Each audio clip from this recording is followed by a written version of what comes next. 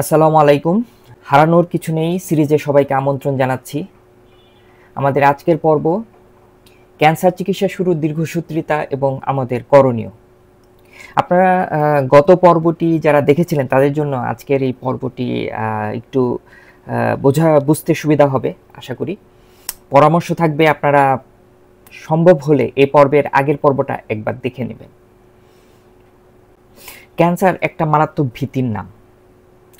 আমাদের অন্যান্য যে সাধারণ রোগগুলো আছে না, সামান্য একটু জ্বর টর বা এ ধরনের কিছু ধরা পড়লে হুট করে আমরা চিকিৎসা শুরু করে দিতে পারি, কিন্তু ক্যান্সার হঠাৎ করে ধরা পড়লে এই চিকিৎসাটা শুরু করতে কেন জানি দেরি হয়ে যায়। আমাদের সকলের সচেতনতার জন্যই এই পর্বটি করা। আসলে কিছু বাস্তবসম্মত কারণ আছে, আমি স্টেপ বাই স্টেপ এই বিষয়গুলো একটু তুলে ধরার চেষ্টা করব এবং আপনাদেরকে একটু জানিয়ে রাখার চেষ্টা করব। এ কারণে যে এ রোগ শোক মানুষ মাত্রেরই হতে পারে, যে কারো পরিবারে এরকম আসতে পারে, সুতরাং এটা নিয়ে ভয় পাবার কোনো কারণ নেই। প্রাথমিকভাবে আমরা যে চিকিৎসা শুরু করার পেছনে যে দেরি করার যে মেইন কারণ, সেটা হচ্ছে যে প্রথমে আমরা আসলে একটা সিদ্ধান্তহীনতায় ভুগি। ডাক্তার যখন সন্দেহ প্রকাশ করেন যে কারো ক্যান্সার হয়েছে বা হতে পারে, তখনই ওই পরিবার, ওই ক্যান্সার আক্রান্ত রোগী এবং রোগীর পরিবার কেন জানি একটু সিদ্ধান্তহীনতায় ভোগা শুরু করেন, ভ্যাবাচাকা খেয়ে যায় এবং ভীত সন্ত্রস্ত হয়ে পড়ে। মূলত এ কারণেই, তাদের সিদ্ধান্তহীনতার কারণেই তাদের চিকিৎসা শুরু করতে কিছুটা দেরি হয়ে যায়।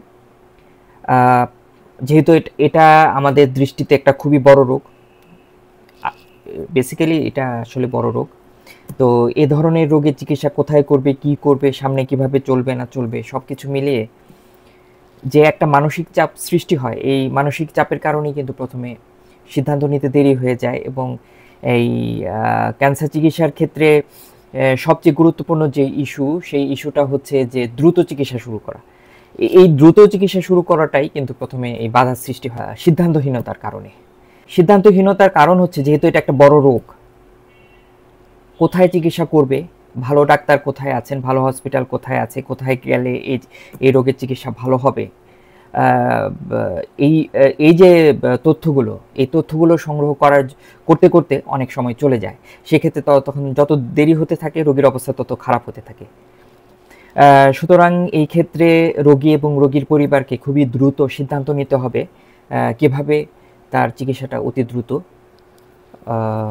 শুরু করা যায়। সেক্ষেত্রে আমার পরামর্শ হচ্ছে, আপনি বাংলাদেশের যে প্রান্তেই থাকেন না কেন, আপনি যদি গ্রামে থাকেন, সেক্ষেত্রে আপনার নিকটবর্তী স্বাস্থ্যকেন্দ্র, উপজেলা সদরে, সম্ভব হলে জেলা সদরে একজন রেজিস্টার্ড ডাক্তারকে আপনারা দেখাতে পারেন।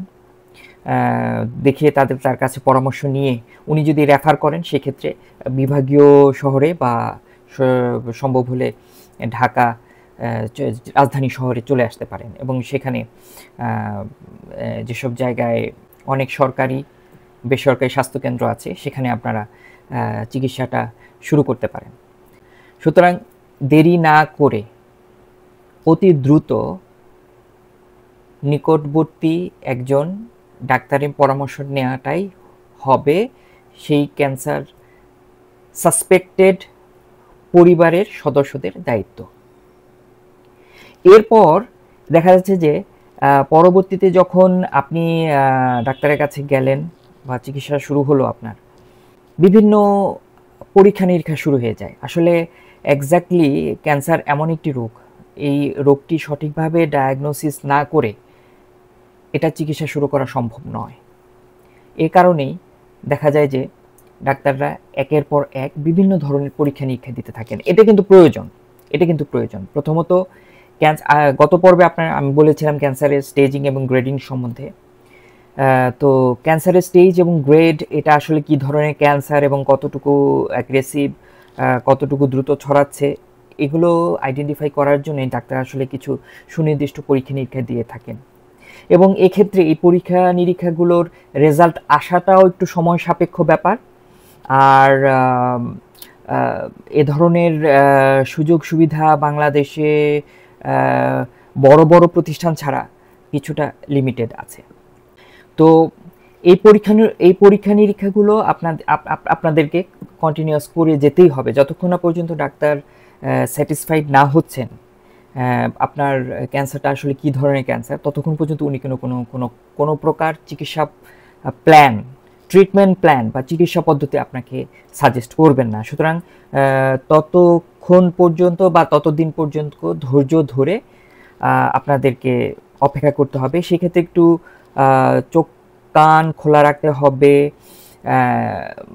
প্রয়োজন হলে আত্মীয় স্বজন বন্ধুবান্ধব লেভেলে যারা এরকম অতীতে ক্যান্সার রোগী হ্যান্ডেল করার অভিজ্ঞতা সম্পন্ন আছেন, সেসব পরিবারের সাহায্য সহায়তা নিতে পারেন, তাতে পরামর্শ নিতে পারেন, তাহলে কিভাবে দ্রুত ডায়াগনোসিসটা শেষ করে ফেলা যায়। যত দ্রুত ডায়াগনোসিস শেষ হবে তত দ্রুত চিকিৎসা শুরু করা যাবে এবং এতেই রোগীর মঙ্গল। আরেকটা বিষয় না বললেই নয়, সেটা হচ্ছে যে আর্থিক সামর্থ্যের একটা বিষয় আছে। এই আর্থিক সামর্থ্য তো আসলে পরিবার ভেদে এক একজনের এক এক রকম, কিন্তু সেই ক্ষেত্রে আমি একটা কথা আপনাদেরকে বলবো, ক্যান্সার কিন্তু একটা মারণ ব্যাধি। যদি যথা সময়ে চিকিৎসা শুরু করা যায়, অনেক ক্ষেত্রেই এর ক্ষতিটাকে কমিয়ে আনা যায়। আর যদি চিকিৎসা আপনি না করেন, এটার আলটিমেট রেজাল্ট মৃত্যু। তো মানুষ মৃত্যুর আগে কি করে? মৃত্যুর আগে খড়কুটোটুকু ধরে বেঁচে থাকার চেষ্টা করে। তো আমি দেখেছি রোগী এমন একটা স্টেজে চলে গেছে, মানে মৃত্যুর কাছাকাছি পৌঁছে গেছে, তখন রোগীর পরিবার একদম মানে পাগলের মতো ভালো চিকিৎসা করার জন্য মানে উঠে পড়ে লাগে। এর আগে কিন্তু ততটুকু গুরুত্ব দেয় না, যতক্ষণ মৃত্যু তার মানে কাছাকাছি না পৌঁছাচ্ছে ততক্ষণ পর্যন্ত কিন্তু তারা এতটা গুরুত্ব দেয় না। কিন্তু যাদের ক্যান্সার হবে তাদেরকে এটা স্মরণে রাখতে হবে, এটা কিন্তু একটা মারণ রোগ, এটা একটা মৃত্যু রোগ। সুতরাং প্রথম থেকে এটা সিরিয়াসলি নিতে হবে এবং যার যতটুকু সামর্থ্য আছে সৃষ্টিকর্তার নাম নিয়ে নেমে যেতে হবে, আটকাবেন না।